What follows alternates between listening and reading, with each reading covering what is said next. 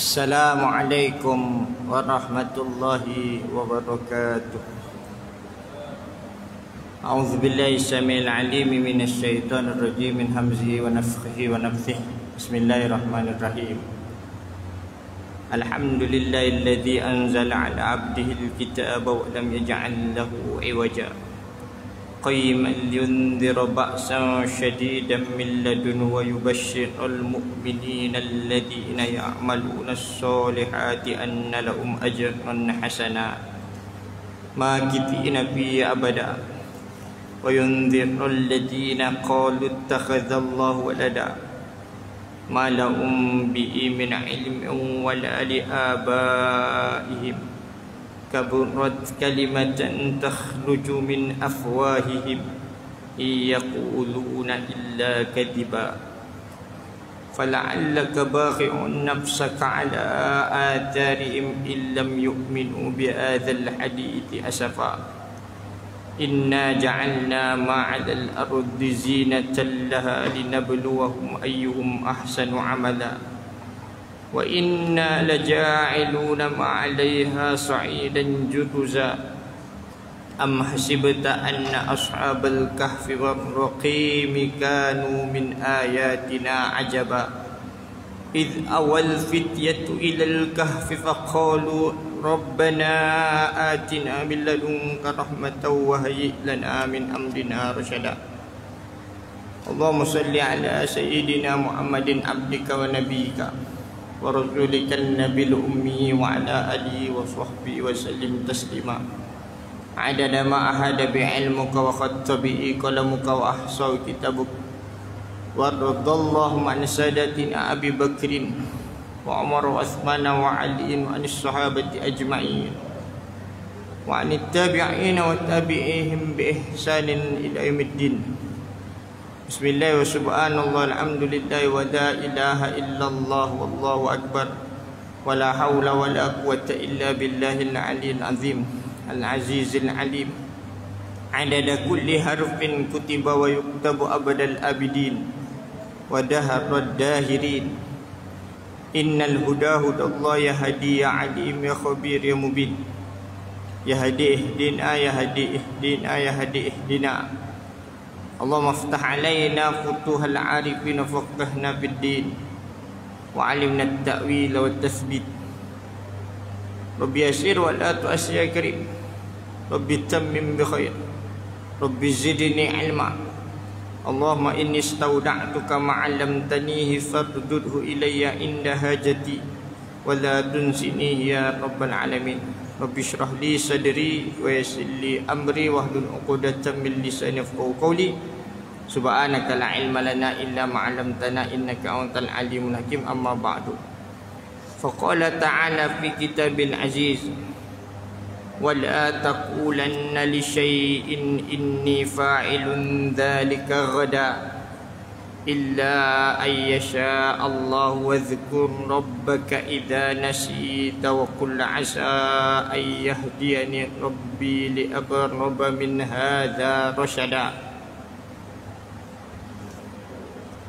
Dan janganlah engkau berkata mengenai sesuatu yang hendak dikerjakan bahawa aku akan lakukan yang demikian itu kemudian nanti, melainkan hendaklah disertakan dengan berkata insya-Allah, dan ingatlah serta sebutlah akan Tuhanmu jika engkau lupa, dan katakanlah mudah-mudahan Tuhanku memimpinku ke jalan petunjuk yang lebih dekat dan lebih terang dari ini.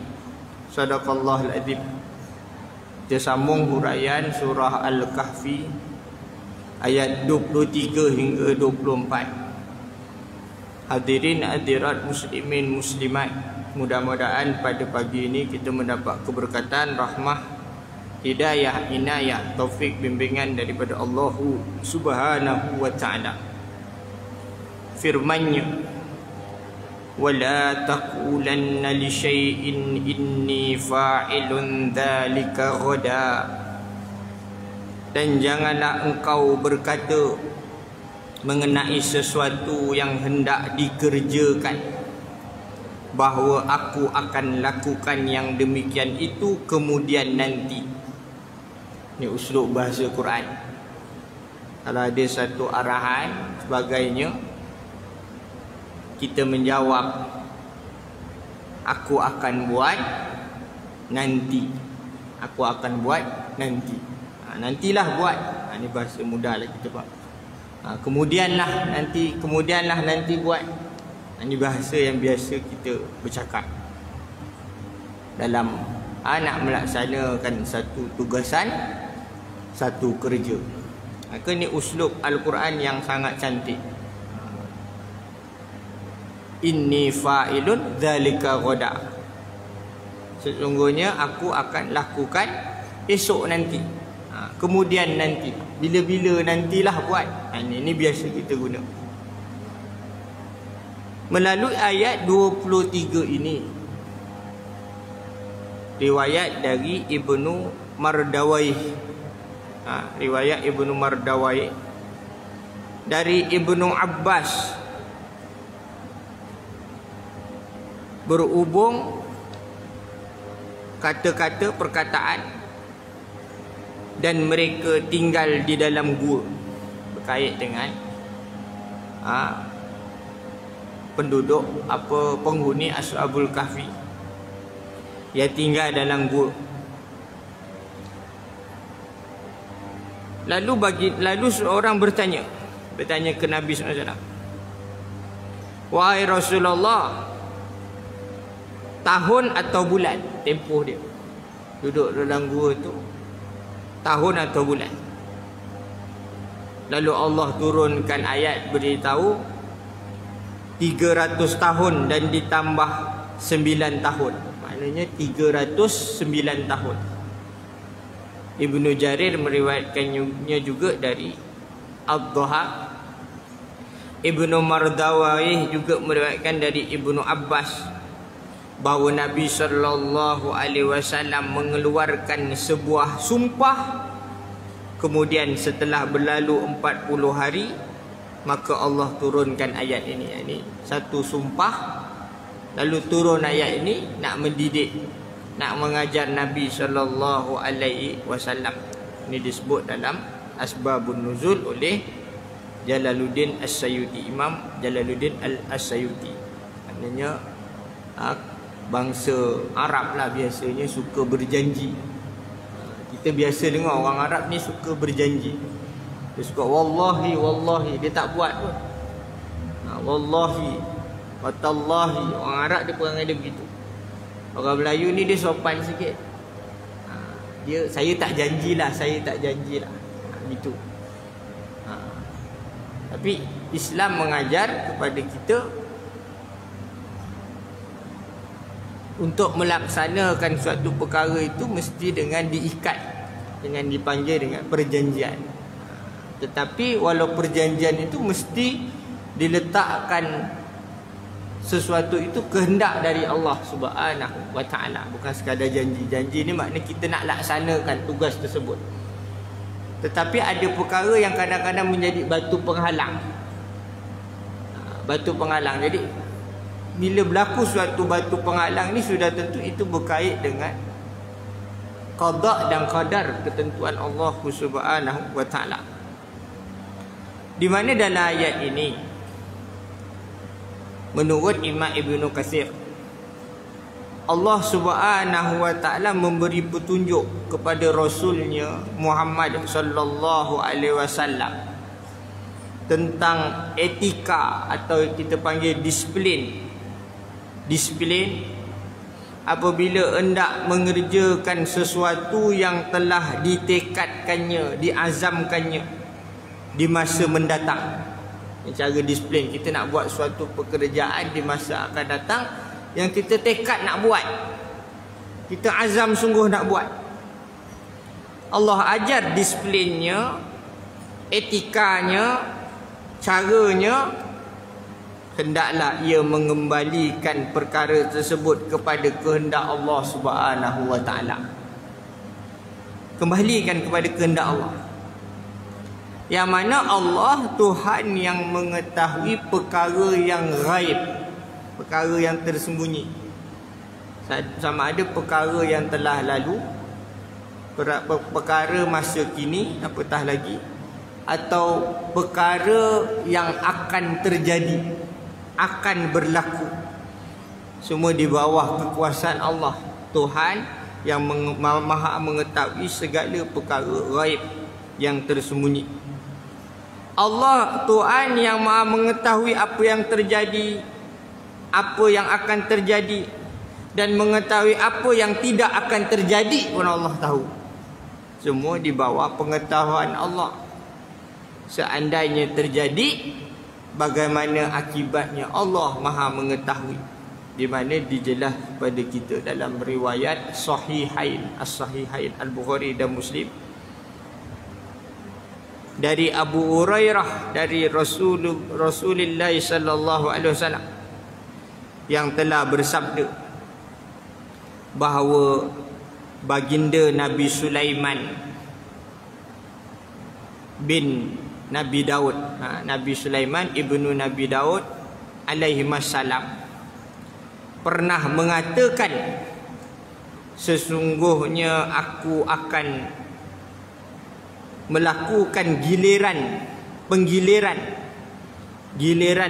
ke-70 orang isteriku pada malam ini. Maknanya buat giliran 70 isteriku pada malam ini. Ini melakukan Nabi Sulaiman mengatakan dia nak menggilir-gilir isteri dia, melakukan hubungan suami isteri, persetubuhan. Nak dilakukan penggiliran 70 isterinya dalam satu malam. Menurut riwayat yang lain, 90 orang isteri dalam satu malam nak buat giliran bergilir-gilir. Dan ada riwayat menyebut 100 orang isteri. Makna banyaknya isteri-isteri Nabi Sulaiman. Dengan tujuan agar masing-masing isteri akan melahirkan seorang anak lelaki yang kelak berperang, berjihad pada jalan Allah. Ini seorang Nabi. Dia melakukan hubungan persetubuhan dengan isteri, mengharap sama ada 70 orang isteri, ataupun riwayat menyebut 90 orang isteri, ada riwayat menyebut 100 orang isteri. Maknanya setiap yang dilakukan persetubuhan itu, target Nabi Sulaiman dapat melahirkan seorang lelaki setiap satu. Karena kalau 70 isteri, 70 anak lelaki. Kalau 90 isteri, 90 anak lelaki. Kalau 100 orang isteri, 100 anak lelaki yang boleh berjihad pada jalan Allah. Ini seorang Nabi. Kita ni nak anak macam mana? Besok lahir anak ni besok kaya, banyak duit, boleh bagi aku duit tiap-tiap bulan. Anak ini senang. Anak ini yang macam-macam, kadang lebih kepada keduniaan. Tapi yang baiknya kita nak anak ini soleh, anak yang soleh, yang belajar pandai, yang biasa macam itulah kehendak ibu bapa. Biasalah ibu bapa nak anak ni anak yang baik. Tak kira sama ada nak anak lelaki, nak anak perempuan, nak anak yang baik. Tapi Nabi ni nak anak ni orang yang boleh berjihad pada jalan Allah, berjuang pada jalan Allah. Kalau boleh setiap anak, semua anak lelakinya dapat berjihad pada jalan Allah. Kerana disebut dalam hadis riwayat Ibnu Majah,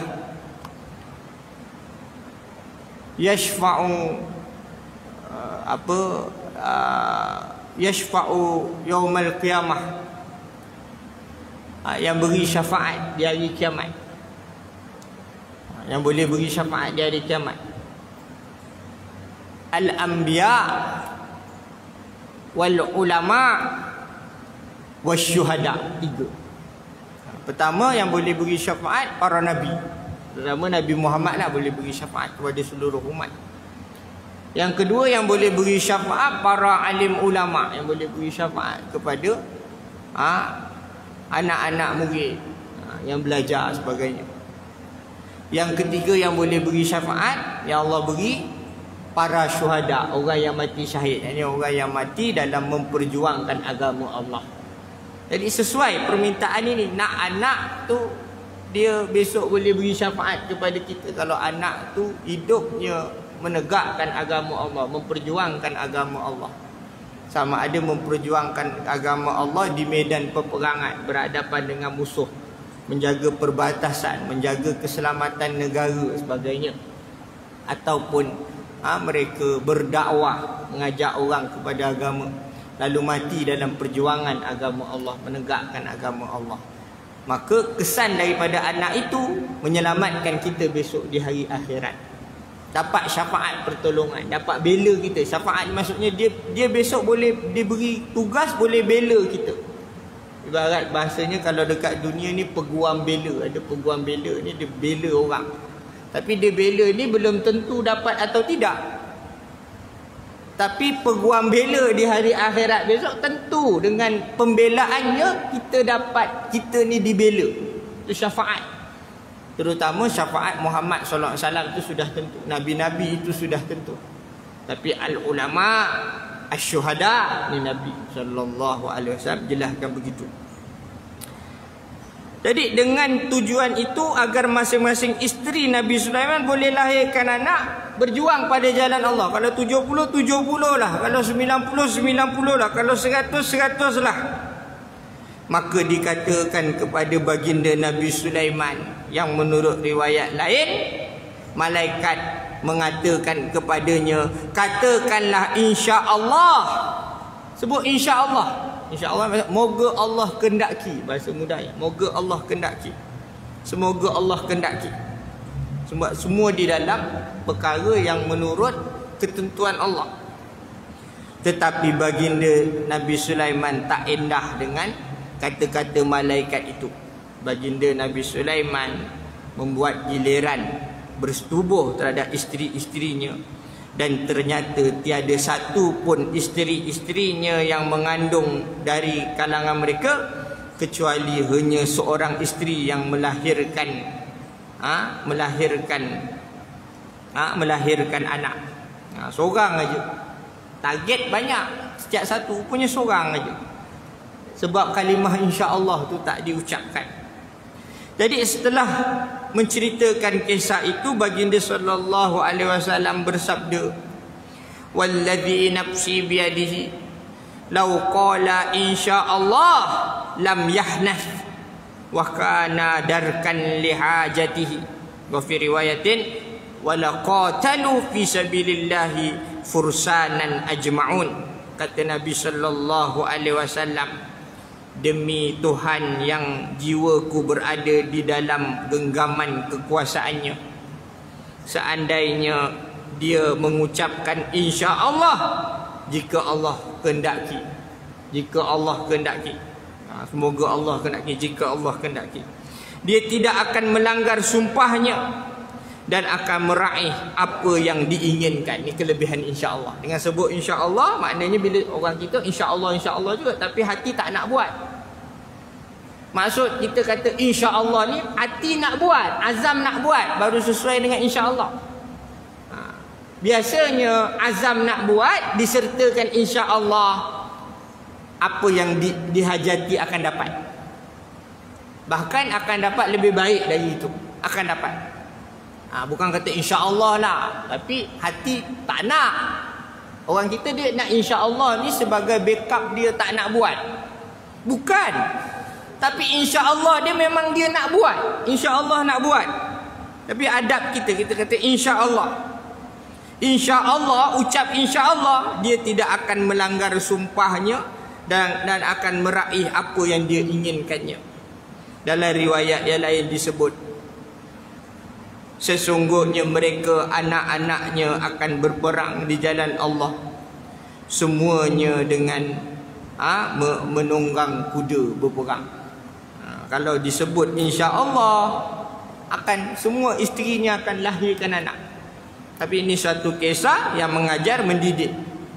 Mengajar mendidik.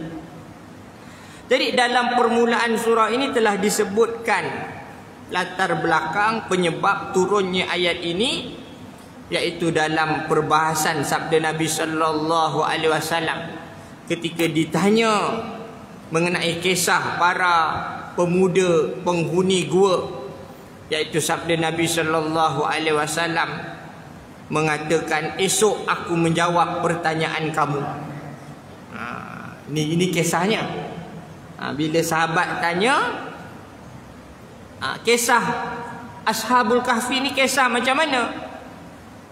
Nabi jawab, besok aku akan menjawab pertanyaan kalian, pertanyaan kamu. Kemudian wahyu datang terlambat sampai 15 hari. Tak jawab macam mana 15 hari menunggu wahyu tak turun. Jadi apa? Imam Ibn Katsir yang mana menyatakan telah menyebut hadis tersebut secara terperinci, keterangan berdasarkan apa dalam kitab beliau, maka tempoh 15 hari baru wahyu turun berkait dengan kisah Ashabul Kahfi itu. Maka Allah menegur baginda SAW, wala taqulanna li syai'in inni fa'ilun dzalika ghada, dan jangan sekali-kali engkau mengatakan, wala taqulanna, dia ada syaddah, ada tanda sabdu tu, maksudnya taukid, kuat, tegahan yang kuat. Wala taqulanna li syai'in, jangan sekali-kali engkau mengatakan sesuatu, inni fa'ilun dzalika ghada, sesungguhnya aku akan melakukan perkara itu besok, kemudian sebagainya. Jadi berkait dengan ayat ini, menurut Imam Al-Mawardi menyatakan, wala taqulanna li syai'in inni fa'ilun dzalika ghada illa ayyasha Allah. Disambung ayat ke-24 tu, illa ayyasha Allah.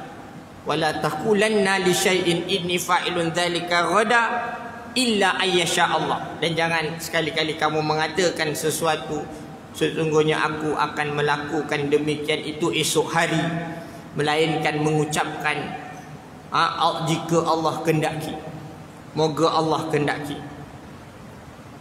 Menurut Al-Akhfash, ahli bahasa Al-Akhfash, padanya itu ada domer yang membawa maksud illa an taqula insyaallah, illa ayyasha-Allah, dengan maksud illa ayyasha, melainkan Allah kehendaki, sesungguhnya aku melakukan demikian itu esok hari, melainkan Allah kehendaki. Disambung ayat, melainkan Allah kehendaki itu dengan maksud illa an taqula insyaallah, melainkan engkau mengatakan insyaallah jika Allah kehendaki. Kata Al-Akhfash, wa adza wa in kana amran fa huwa ala wajhi ta'dibi wal irsyadi alla ta'zima ala amri illa an taqrinahu bi masyaatillahi ta'ala.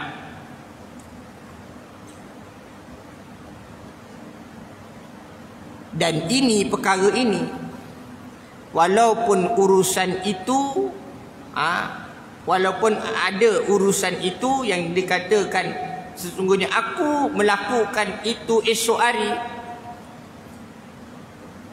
di satu teguran nak beritahu, melainkan jangan engkau mengatakan aku melakukan itu esok hari, melainkan engkau katakan insya-Allah. Sebenarnya mengajar, urusan itu mengajar, mendidik, fahuwa ala wajhi ta'dib wal irsyad, mendidik dengan membawa maksud mendidik supaya beradab, at-ta'dib, beradab, berdisiplin, wal irsyad yang menjadi pedoman, dan tidak alla ta'zima ala amri illa an taqrinau bi masyaatillahi ta'ala, tidak berazam, bertekad atas urusan itu, melainkan tekad itu disertakan dengan kehendak Allah Ta'ala, dengan mengungkapkan kata-kata al-istithna, kata-kata insya-Allah, di mana di situ li amrayni, kata Imam Al-Mawardi rahimahullah dalam kitab tafsirnya An-Nukat wal Uyun, dua perkara.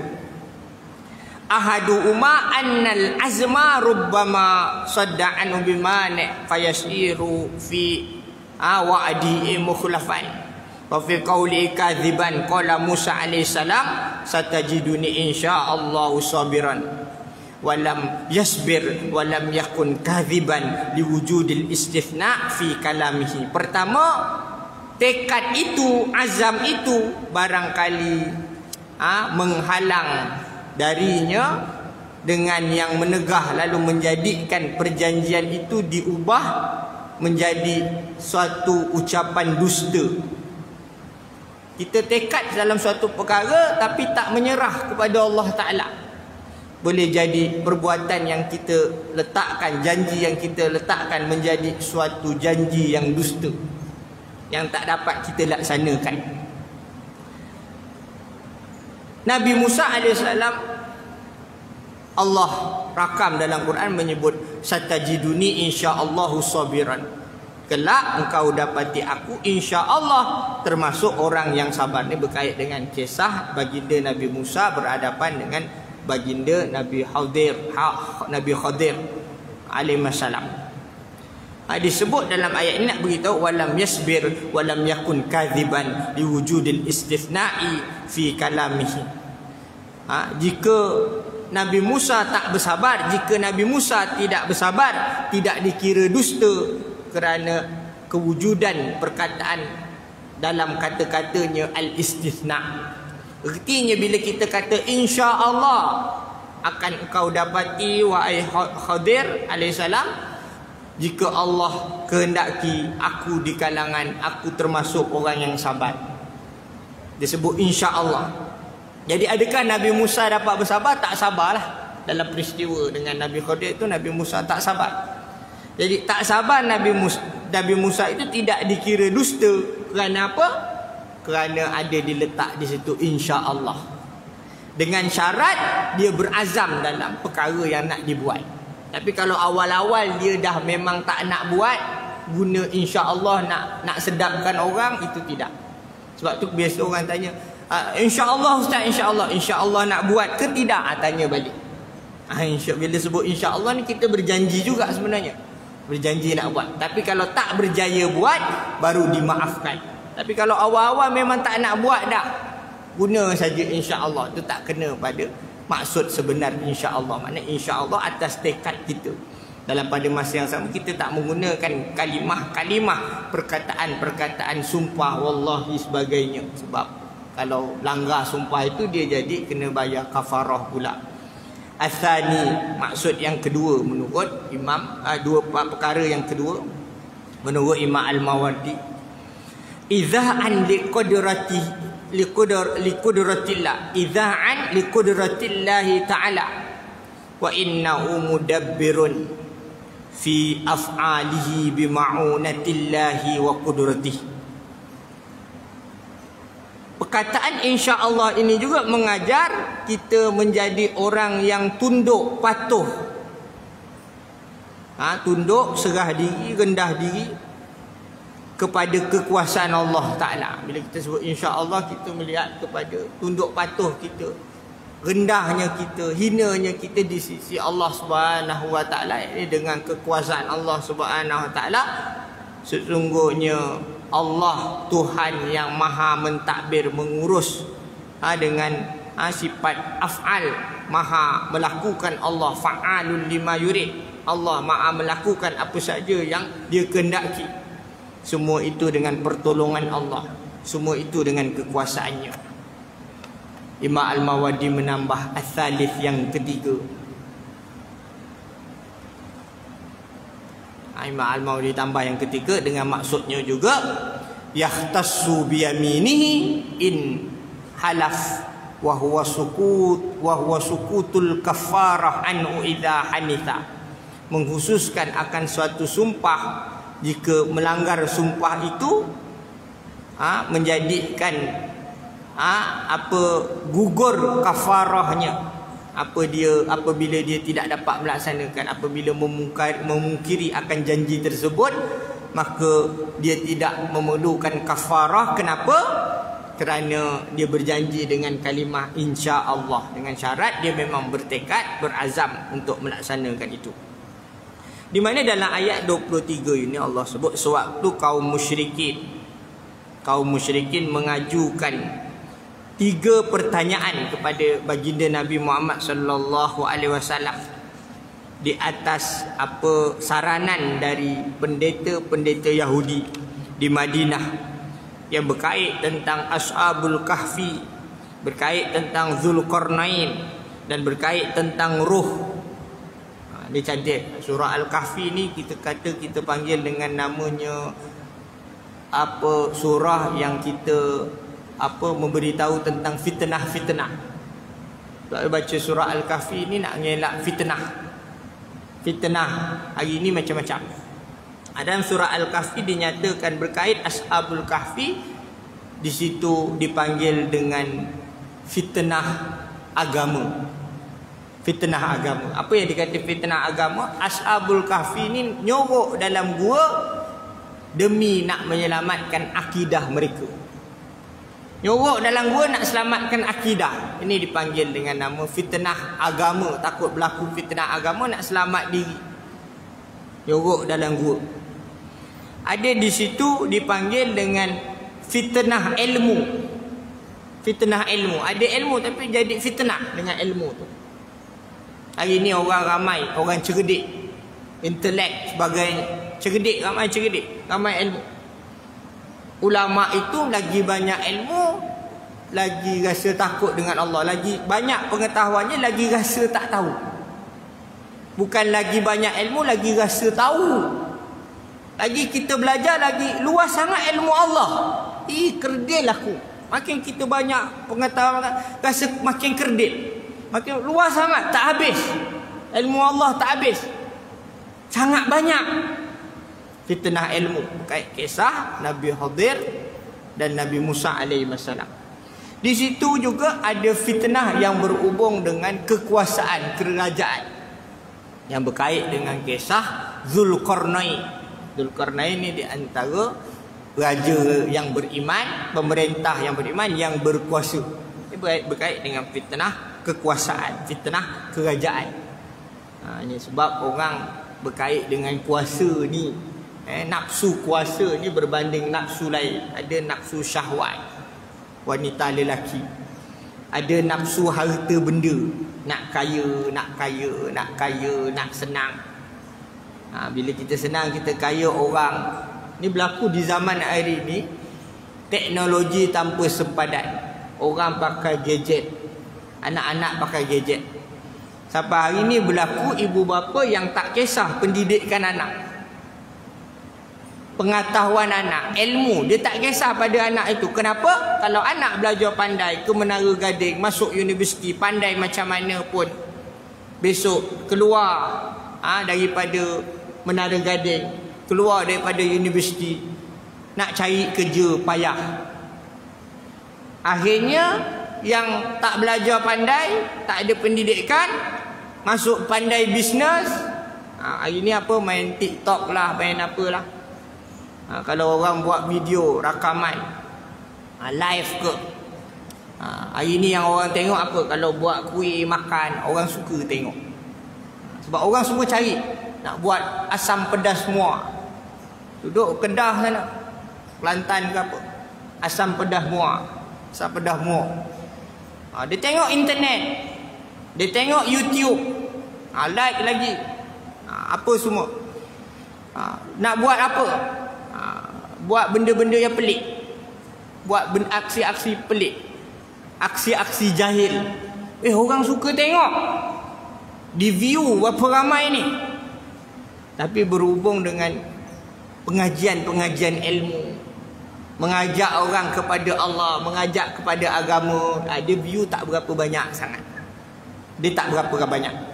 Tapi berkait dengan benda, kadang-kadang kita menjatuhkan maruah, buat live untuk tujuan menjatuhkan maruah supaya orang tengok. Dengan menjatuhkan maruah tu orang tengok, kadang-kadang lagi banyak pula. Senang nak cari duit kan? Nak dapat duit dengan cara macam tu. Tak payah belajar tinggi, boleh dapat duit dengan cara macam tu. Kita takut satu zaman di mana Yang memimpin kita ni orang yang tak layak. Disebut dalam sabda Nabi ni orang tak layak. Kenapa orang tak layak itu? Hari ni berlaku orang berbondong-bondong, berduyun-duyun dengan harta benda, dengan kekayaan. Hari ni orang yang ada ilmu, dia sebab tak ada tempat, akhirnya dia diperintah oleh orang yang tak layak. Ini berlaku. Perkara-perkara ini kita nak mengelak fitnah-fitnah ini. Maka banyak mengajar kepada kita. Jadi bila ditanya Nabi, Ashabul Kahfi, Zulkarnain tentang roh, maka baginda menjawab, besok pagi aku jawab apa yang kamu tanya. Bila orang musyrikin, musyrikin di Madinah ni, apa, Aus Khazraj kan, tanya benda ni, tanya Ashabul Kahfi apa kisah, Zulkarnain apa kisah, roh apa kisah.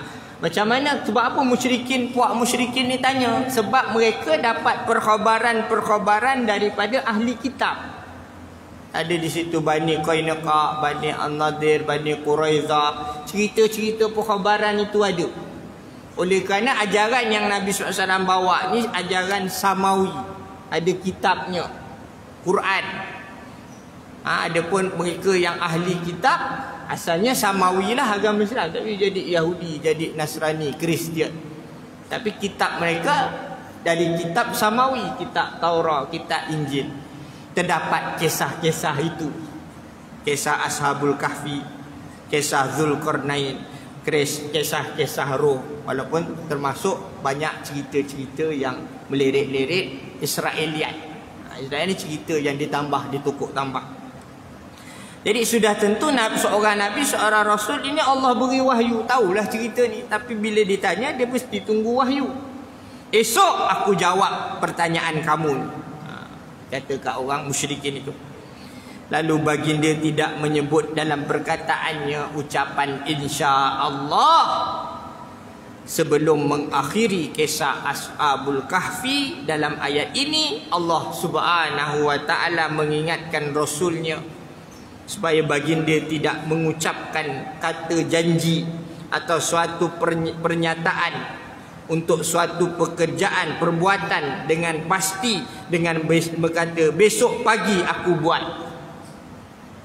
kemudian nanti aku buat. Contohlah, nantilah buat. Semestinya baginda mengetahui bahawa baginda mengetahui bahawa tidak seorang pun yang tahu dengan pasti apa yang akan terjadi esok pagi. Ini dalam surah Luqman ayat 34. Apa Allah sebut? Wa ma tadri nafsum madza taksibu ghada wa ma tadri nafsum bi ayyi ardin tamut. Seseorang itu tak tahu apakah yang diri seseorang itu kerjakan pada esok hari. Seseorang itu tidak tahu di manakah muka bumi yang dia akan mati. Tak tahu. Kita jangan kata esok, berapa minit lepas ni pun kadang kita tak tahu. Berapa jam lepas ni kita tak tahu.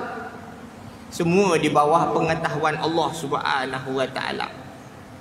Apa yang baginda janjikan kepada kaum musyrikin ternyata 15 hari kemudian baru dapat baginda baru perjanjian itu dapat dipenuhi, ya artinya sesudah wahyu untuk menjawab pertanyaan-pertanyaan itu diturunkan, baru turun wahyu Allah untuk menjawab. Tapi tempoh yang amat merisaukan, tempoh yang lama. Nabi ni nak jawab sesuatu yang berhubung dengan wahyu ni, selagi tak ada pengetahuan, tak sampai, Nabi tak beritahu, diam aja gitu. Sama juga hari ni kadang ada persoalan orang tanya kepada alim ulama.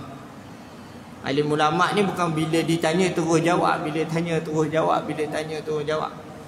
Walaupun kadang jawapan itu tahu, tapi nak pasti, nak takkid, kadang-kadang ditangguh jawapan itu. Kita pun kata ulama, kenapa tak jawab? Jawab bila pasti dengan jawapan. Maka diperiksa dia. Abang cakap wallahu a'lam, nanti saya insya-Allah saya tengok dululah jawapannya macam mana.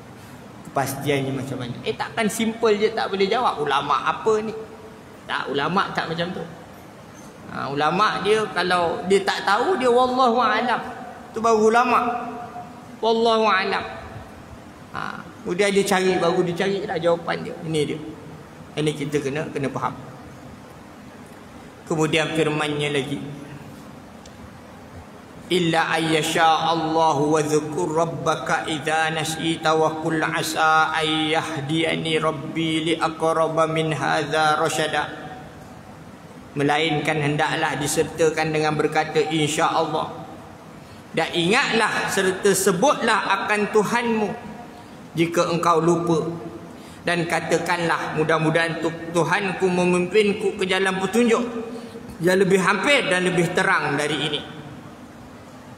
Di mana menurut Imam Ibnu Katsir, menurut satu pendapat, wazkur rabbaka idza nasita, dan ingatlah kepada Tuhanmu jika kamu lupa. Ingat kepada Allah jika engkau lupa. Artinya yang dimaksud apabila engkau lupa mengucapkan pengecualian insya-Allah, maka sebutlah pengecualian itu di saat engkau ingat kepadanya. Ini menurut Abul Aliyah dan Al-Hasan Al-Basri. Kalau kita dah cakap nanti-nantilah buat, lepas tu dah terfikir lupa pula nak sebut insya-Allah, boleh sebut lepas tu, dimaafkan insya-Allah. Ini menurut pendapat Abul Aliyah dan Al-Hasan. Insya-Allah aku cuba buatlah.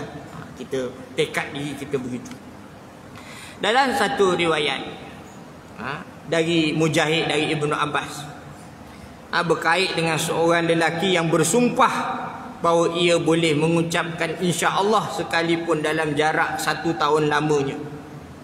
Maksudnya mengucapkan kata insya-Allah itu, walaupun tempoh yang lama, boleh lagi mengucap insya-Allah jika terlupa. Dikatakan kepada Al-A'mashi, apakah engkau mendengarnya dari Imam Mujahid? Al-A'mashi menjawab bahawa telah menceritakan kepadanya Laith ibnu Abu Sulaim, dan mengatakan bahawa Kisai mempunyai pendapat yang sama. Maknanya kalau terlupa boleh kita ucapkan insya-Allah. Pendapat Ibnu Abbas pula mengatakan bahawa seseorang masih boleh mengucapkan insya-Allah sekalipun lamanya 1 tahun dari sumpahnya itu, dari janjinya itu. Dengan kata lain, ia berjanji, lalu berlalu 1 tahun, ia baru teringat bahawa ketika ia berjanji ia belum menyebut kalimah insya-Allah, maka hendaklah ia menyebut bila ingat. Ini boleh. Ini boleh insya-Allah. Kalau terupaya kita manusia, ada kekurangan, ada kelemahan. Menurut tuntutan sunnah, hendaklah orang yang berkait mengucapkan insya-Allah agar ia beroleh pahala kerana mengerjakan anjuran sunnah, sekalipun perkara ini dilakukannya sesudah sumpahnya dilanggar. Bila kita dah bersumpah dengan nama Allah ke apa ke, tapi kalau bersumpah wallahi apa tu, dia jadi kafarah lah kalau kita langgar sumpah. Kalau kita dah langgar sumpah, dah salah, boleh kita sebut insya-Allah. Ada pahala di situ. Sebut insya-Allah ni ada pahala. Ini menurut pandangan Ibnu Jarir. InsyaAllah ini bukan maksud untuk menghapuskan kesangsian kafarah sumpah yang dilanggar. Kalau dah berjanji dengan sumpah dengan kafarah lah kita kena tunaikan. Tetapi menyebut insyaAllah itu boleh dilakukan walaupun setelah kita memungkiri janji, tak dapat nak laksana janji tersebut. Dan berkait dengan ayat wazkur rabbaka idza nasita, dan ingatlah kepada Tuhanmu apabila engkau lupa juga, dengan maksudnya apabila engkau berasa marah. Bila engkau rasa marah, maksud bila engkau lupa maknanya bila engkau marah. Bila engkau marah, di mana disebut juga riwayat dari Mujahid, dari Ibnu Abbas juga,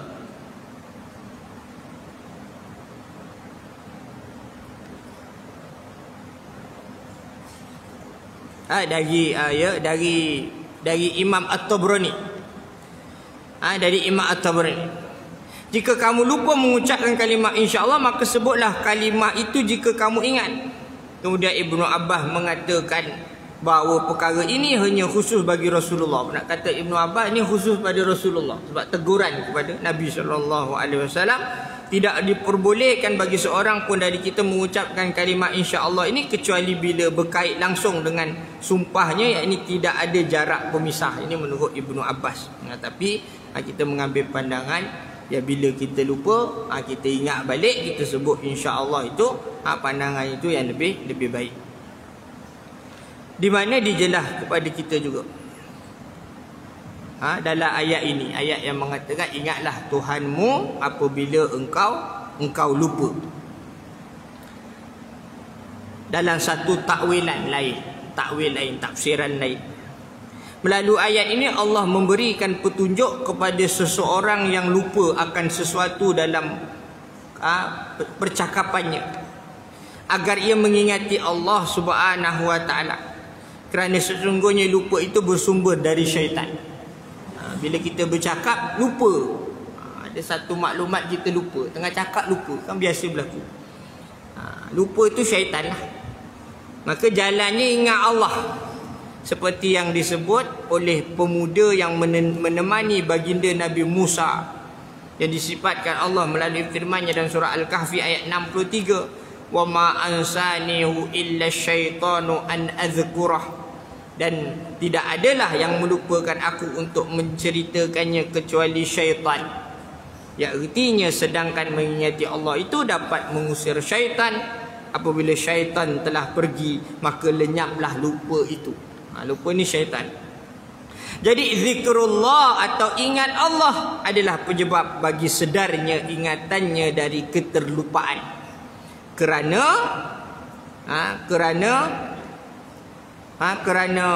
Allah menyebut wazkur rabbaka idza nasita, dan ingatlah Tuhanmu apabila engkau lupa. Jadi jalan kepada ingat itu adalah dengan berzikir. Jadi penting. Ulama-ulama ini ingat ilmunya kerana banyak berzikir, banyak berwirid. Ini penting. Kalau kita lupa, banyakkan zikir, banyakkan ni, kita dimudahkan segala urusan-urusan kita, perancangan-perancangan kita. Maka Imam Al-Mawardi menyebut juga wazkur rabbaka idza nasita fi thalatha ta'wilat. Dan ingatlah Tuhanmu apabila engkau lupa, itu ada 3 makna. Yang pertama, kata Imam Al-Mawardi menukilkan, annaka idza nasita asy-syai' fadhkurillah liyadhkuraka iyyahu fa in fa'ala faqad arada minka ma dzakaraka wa illa fasayadulluka ala ma huwa arsyada laka mimma nasitahu qalahu ba'dul mutakallimin. Pendapat sebahagian ahli kalam. Ahli kalam ni ulama al-mutakallimin.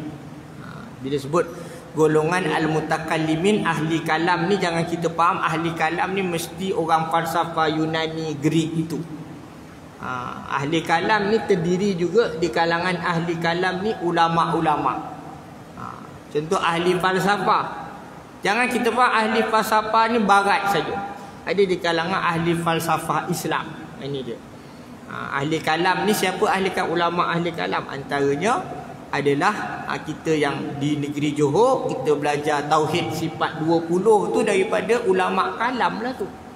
Dari ahli kalam lah tu. Siapa dia? Imam Abu Hasan Al-Asy'ari dan juga Imam Abu Mansur Al-Maturidi, dalam aliran mazhab Al-Asy'ari, Al-Asy'ariyah dan aliran mazhab Al-Maturidiyah. Kita belajar sifat 20 itu. Imam Abu Hasan Al-Asy'ari dia letakkan 13 sifat Allah Ta'ala. Imam Al-Maturidi tambah, jadi selebihnya jadi himpunannya 20. Imam Al-Maturidi tambah kaunuhu ni, Imam Al-Maturidi tambah, jadi 20 sifat. Jadi kita belajar sifat 20 tu dari siapa? Dari ulama kalam lah, ahli kalam, golongan mutakallimin. Kenapa mereka duduk dalam kumpulan ahli kalam ni? Sebabnya hujah lah, nak lawan Mu'tazilah, nak lawan Jabariyah, nak lawan Qadariyah. Tu tujuannya. Jadi duduk dalam dunia itu sebab nak berhadapan dengan musuh yang berlawan dengan hujah, Ghazwatul Fikri. Jadi ulama Islam terjun dalam situ. Ulama ni dia mesti terjun suatu tempat itu atas tujuannya nak mengislah, nak membetulkan. Kalau orang duduk bisnes, berekonomi, maka ulama itu terjun dalam dunia ekonomi. Terjun dalam dunia ekonomi tujuannya untuk apa? Untuk mengislah ekonomi itu. Terjun dalam dunia politik, pemerintahan. Untuk apa? Untuk mengislah pemerintahan politik itu. Terjun dalam dunia falsafah untuk mengislah kefalsafahan itu. Terjun ke tempat-tempat tersebut untuk tujuannya menyelamatkan ummah. Ini kita kena faham. Yang kedua, menurut Imam Al-Mawardi, wadhkur rabbaka idza ghadabta qalau Ikrimah liyazula anka al-ghadab inda dzikrih. Ingatlah Tuhanmu apabila engkau lupa, dengan maksud ingatlah Tuhanmu apabila engkau marah. Ini menurut Ikrimah.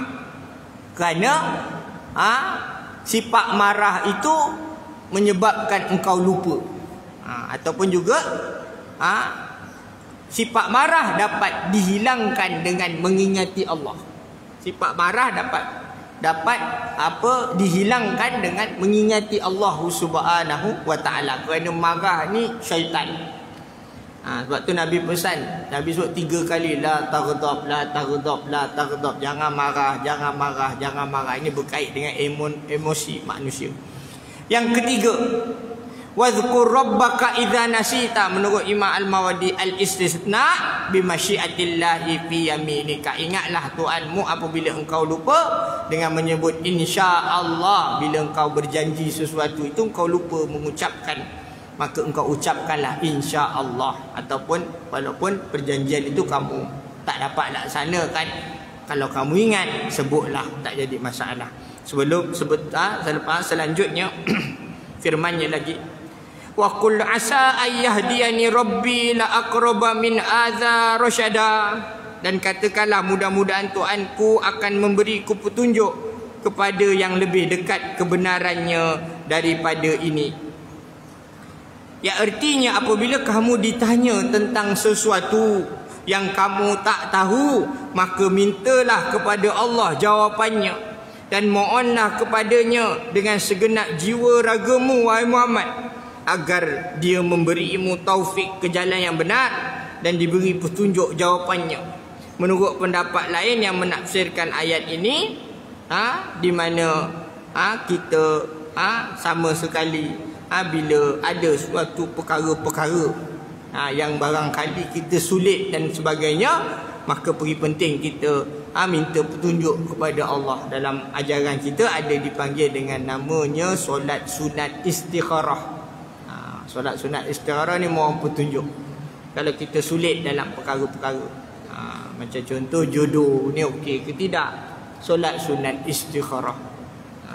Solat sunat istikharah ni mohon petunjuk.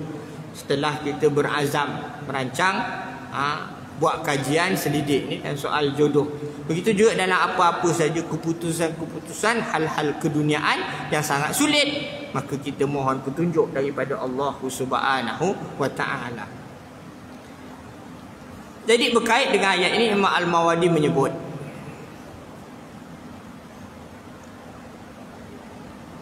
pada ingat itu, yang dikatakan ingat itu disuruh dengan 2 ucapan.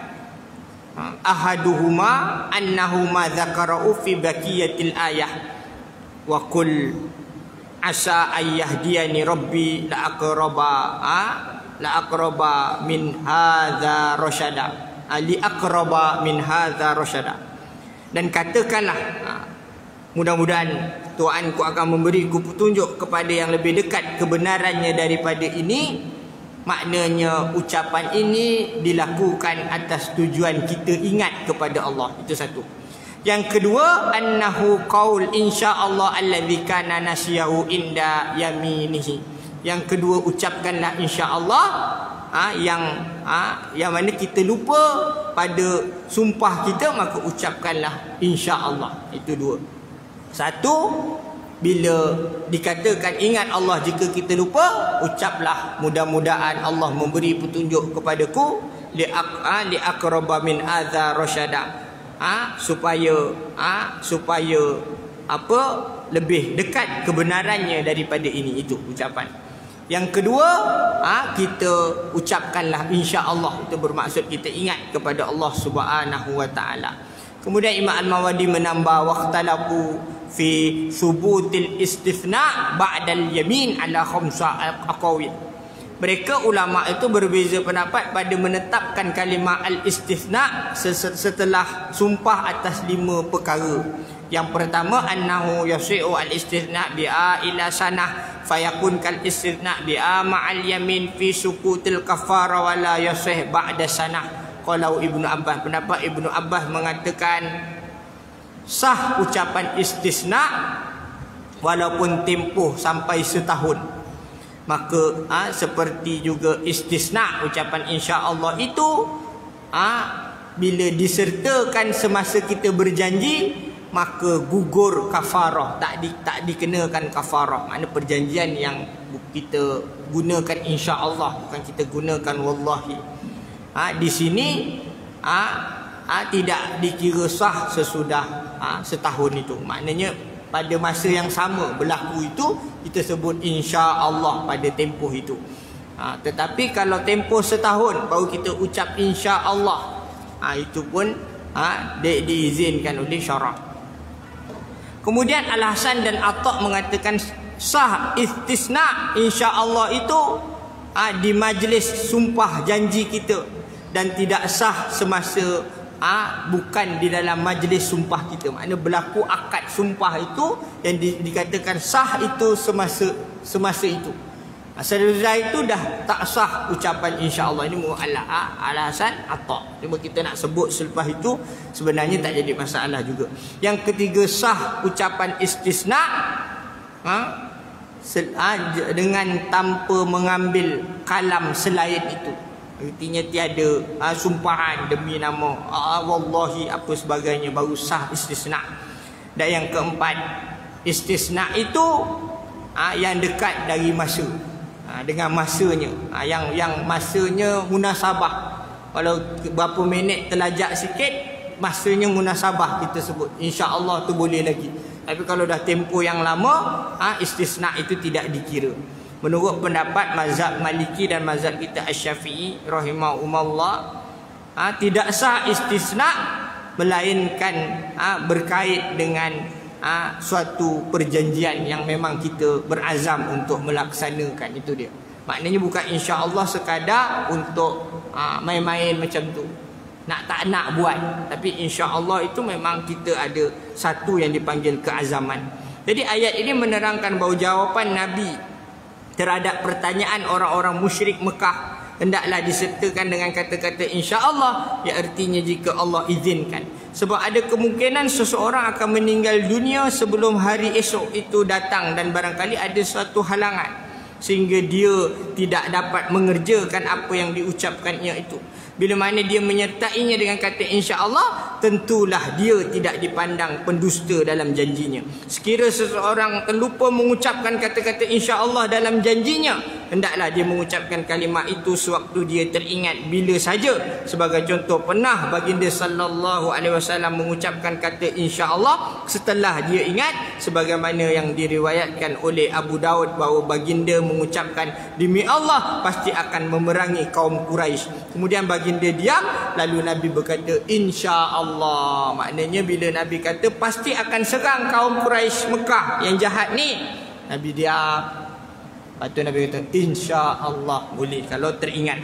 Allah Subhanahu Wa Taala kemudian menyuruh Rasulnya supaya mengharapkan dengan sangat kepadanya, supaya Allah memberikan petunjuk kepada baginda ke jalan yang lebih dekat kepada kebaikan dan lebih kuat untuk dijadikan alasan bagi kebenaran agama. Allah Subhanahu Wa Taala telah memenuhi harapan Nabi sallallahu alaihi wasallam tersebut dengan menurunkan kisah nabi-nabi beserta umat mereka masing-masing pada segala zaman, dan kisah para nabi dan umatnya itu umat Islam memperoleh pelajaran yang sangat berfaedah, berguna bagi kehidupan mereka di dunia maupun di akhirat. Ini penting. Pertama dengan insya-Allah, kedua harapkan petunjuk Allah, moga Allah dekatkan kita kepada petunjuknya. Jadi cukup setakat itu. Aku li qouli hadza wa astaghfirullah li wa lakum. A'udzubillahi samil alim minasyaitonir rajim.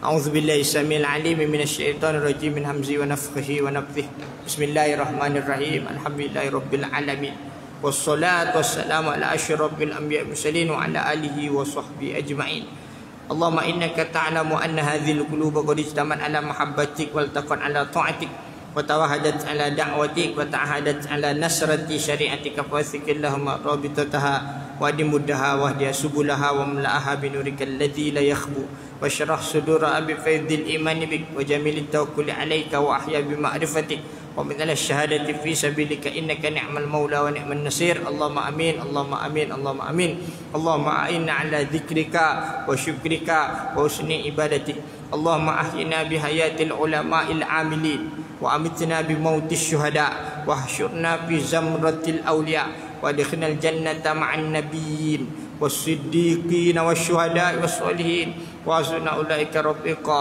يا أرحم الراحمين اللهم نور قلوبنا وعقولنا وأبصارنا بنور هدايتك وحكمتك وجلالك كما نورت الأرض بنور شمسك أبدا أبدا برحمتك يا أرحم الراحمين اللهم حوالينا ولا علينا اللهم حوالينا ولا علينا اللهم حوالينا ولا علينا اللهم ولي أمورنا خيارنا ولا تولي أمورنا شرارنا اللهم ولي أمورنا خيارنا ولا تولي أمورنا شرارنا اللهم ولي أمورنا خيارنا ولا تولي أمورنا شرارنا تأصلنا بعزة الجبروت واعتصمنا برب الملكوت وتوكلنا على الحي الذي لا يموت اصرف عنا الأذى إنك على كل شيء قدير اصرف عنا الأذى إنك على كل شيء قدير اصرف عنا الأذى إنك على كل شيء قدير ربنا اغفر لنا ولإخواننا الذين سبقونا بالإيمان ولا تجعل في قلوبنا غلا للذين آمنوا ربنا إنك رؤوف رحيم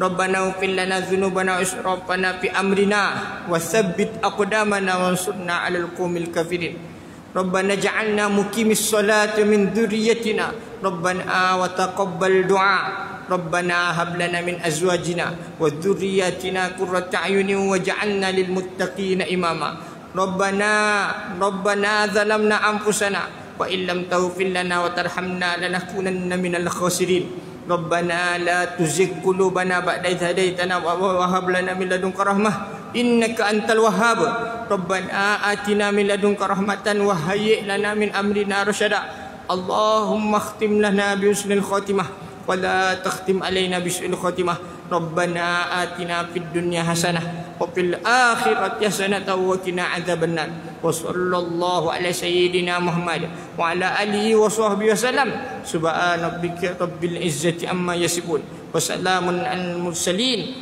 والحمد لله رب العالمين. Sekian, wabillahi taufik wal hidayah. Assalamualaikum warahmatullahi wabarakatuh. Kita tangguhkan dengan kafaratul majlis dan surah Al-Asr.